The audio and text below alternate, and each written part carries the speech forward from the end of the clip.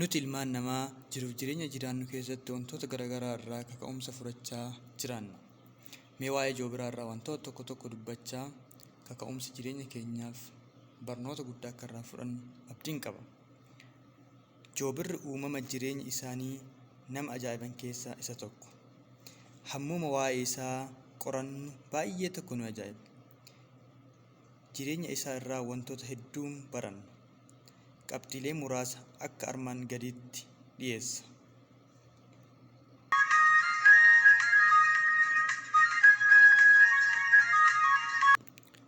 Tokkoffaa, dandeettiin ija isaa addaadha. Uumama hunduma keessaa kallattiidhaan aduu ilaaluu fi kallattii aduun jirtutti balali'uu kan danda'u isa qofa. Dandeettiin arguu isaa kan dhala namaa irra dachaa 8 akka caalu qorannooleen kan ibsan yoo ta'u, adamoof yoo ba'u fageenya kiiloomeetira 5 hanga 7tti waa qabachuu barbaadu ifatti arguu danda'a. Digirii 340 ofirra naanna'ee ilaaluu danda'a. Barnoonni nuti qabxii kanarraa argannu jireenya keenya keessatti fageessinee arguu danda'uun baay'ee barbaachisaadha. Namoonni fagootti arguu danda'an abboota mul'ataati. Ofii isaaniis ta'ee uummata isaanii balaa dhufuuf jiru jalaa oolchu. Waan gaarii dhufuuf jiruuf immoo qopheessu. Jireenyi kanarraa qofa miti, kan boruuti, kan iftaaniiti. Waggoota booda jireenyi kee maal ta'uuf akka jiru fageessitee ifatti arguu qabda. Yoo sana hin taane jireenya keef kallattii hin qabaattu jechaadha.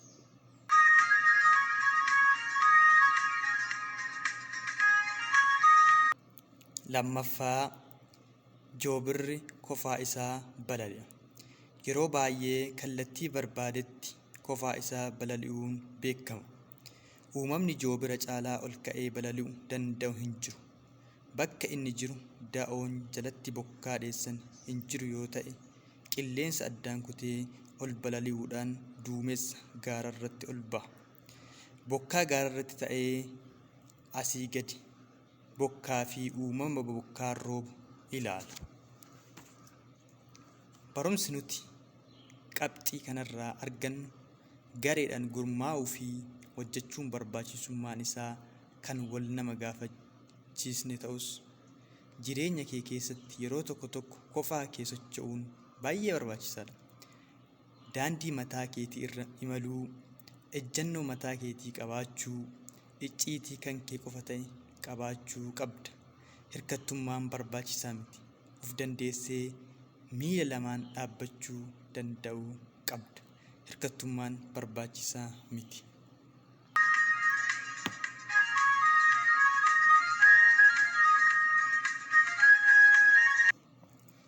Sadaffaa, Joobirri raqa hin nyaatu.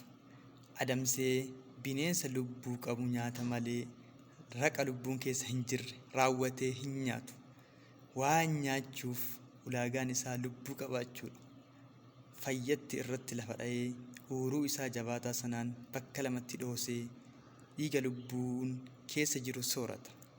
Barumsi nuti qabxii kanarraa argannu guyyaa guyyaan wantoota nyaattuuf qopheessuu qabda. Nyaata garaacha keetti nyaattuuf of eeggachuu qabda. Nyaata sammuu keetti nyaattus eeggannoo guddaan filachuu qabda. Namoonni waliin ooltu kan akkamiiti? Wanti isaan irraa ati dhageessu ni fayyadaa? Lubbuu qabaa? Kitaabonni dubbistoo kan akkamiiti? Faayidaa ni qabuu? Ergaa lubbuu qabuu ni qabu moo hin qabu? Moo raqaadha? Fiilmiileen ilaaltu kan akkamiiti? Odeeffannoo kamuu ofitti fudhachuu kee dura lubbuu qabaachuu isaa mirkaneeffachuu qabda. Raqa nyaannaan ofiis raqa taata. Wanti dhalootaaf soora ta'uu danda'u si keessaa hin ba'u jechuudha.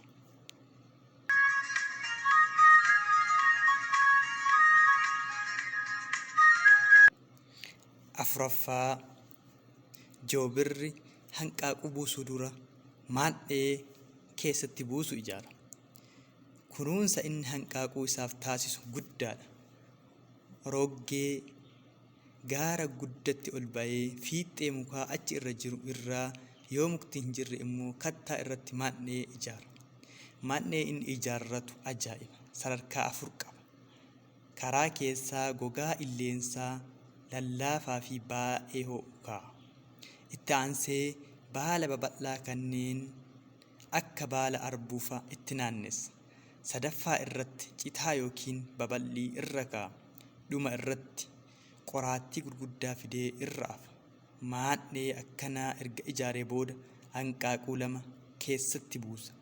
Hanga isaan of danda'anitti adamsee nyaata fidee fi achi keessatti nyaachisa. Gaafa isaan of danda'an haala nama dhibuun maadhee yookiin godoo sana keessaa isaan baasa. Jalqaba gogaa illeensaa dhagna isaaniitti ho'u sana suuta jedhee jalaa fuudhee baasee gata. Yeroo murtaa'e booda baala babal'aa sana fuudhee gata. Amma jireenyi isaanii itti ulfaataa dhufa. Yeroo xiqqoo booda immoo citaa sana guuree gadi baasee gata. Amma qoraattiif saaxilama. Sadarkaa itti godoo sana keessa jiraachuu hin dandeenye irra ga'u. Isa booda qaawwa xiqqoo godoo sanaan suuta jedhanii ofii isaanii gadi ba'u. Barumsi guddaan nuti amma qabxii kanarraa argannu, mul'anni kee kunuunsa barbaada. Hanqaaquun har'a joobiraa borii akkuma ta'e, mul'anni kee har'aa immoo eenyummaa kee boriiti. Kanaafuu kunuunsa gahaa taasisuufii qabda. Yaadota nuti guyyaa guyyatti yaadnu hedduudha. Yaadota kanneen keessaa kan gara hojiitti jijjiiramu baay'ee muraasadha. Isaan kaan qisaasa'anii hafu. Namoonni yaadota qaban yaadota isaanii immoo akkamitti akka hojiitti jijjiiranii hin beekne baay'ee nama gaddisiisu. Yaadota kee, mul'ata kee, kaayyoo kee kunuunsuu qabda. Bakka halletti gattee hin dhiisin, duuka bu'ii galmaan ga'i.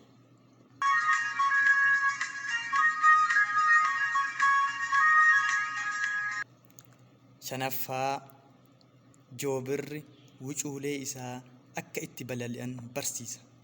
Fedha isaaniin godoo keessaa erga ba'anii booda koochoo isaatti baatee asii ol balali'ee ol baasa. Gubbaa ga'ee koochoo isaa jalaa fuudha.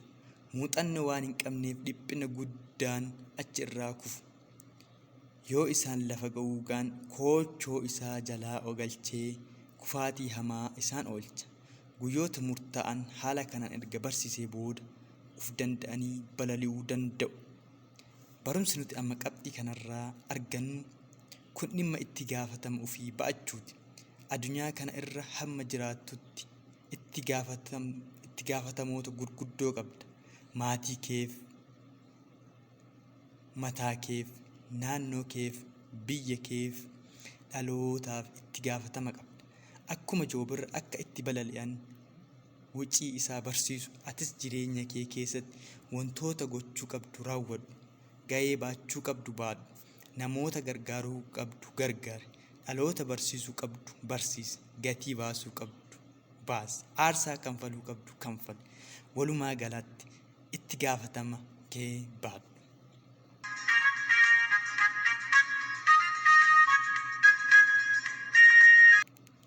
Jaffaa, joobirri uf haaromsa.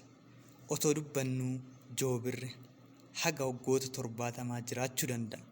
Walakkeessa umurii isaa naannoo waggoota 35 fi 40 gidduutti rakkoo dullumaatu isa mudata. Uuruun isaa jabaataan sun maramee dacha'uudhaan nyaata isaa haalaan nyaachuu dadhaba. Qeensi isaa garmalee itti guddachuudhaan akka inni barbaadetti wantoota qabuu dadhaba. Koochoon isaa dhagna isaa irra jiru garmalee dulloomuudhaan baatee qilleensa irra balali'uu dadhaba. Walumaa galatti ni dullooma. Yeroo kana yookaan dulluma isaa fudhatee du'a. Yookaan immoo gatii hadhaa baasee uf haaromsa. Yoo uf haaromsu murteesse joobiroota kaan irraa adda baasee qofatti godoo ijaarrata. Isa booda uuruu isaa qara sanaan dhagnatti durrukutee ofirraa caccabsa. Amma waa nyaachuu hin danda'u. Yoo baay'ate tiitisa madaa isaa nyaachuuf irra qubate sana soorata. Yeroo murtaa'e booda uuruun haaraan biqilaaf. Uuruu biqileef sanaan immoo qeensa isaa irratti dulloome buqqisee gata. Ni dhukkuba. Qeensichis yeroo booda ni biqilaaf. Fincaa'aa bishaan guddaa jala seenee qaama dhiqachuun koochoon isaa yeroo laafu qeensa isaa biqileef sanaan uf irraa buqqisee fixa. Akka nama uffata baafatee qullaa isaa taa'a. Lukkuu qalamtee koochoon irraa ba'e fakkaatee guyyootaaf jiraata. Amma balali'uu hin danda'u. Akka barbaade fiigee nyaata isaa hin argatu.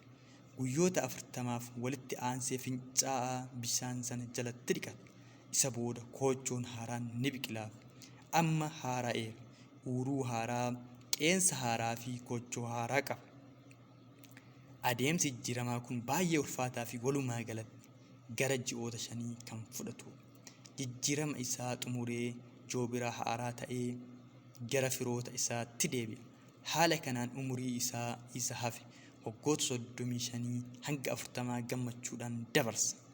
Barumsi nuti amma kana irraa argannu yeroo yerootti jireenya kee haaromsuu qabda.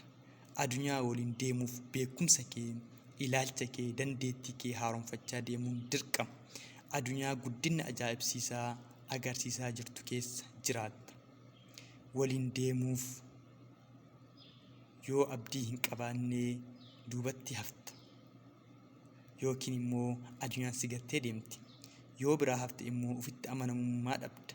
Jireenya kee balaa guddaaf saaxilama. Kanaafuu yeroo yerootti barumsa baradhu, leenjilee fudhadhu, kitaabota dubbisi, muuxannoo namoota gurguddoo qoodadhu, uf jijjiiri.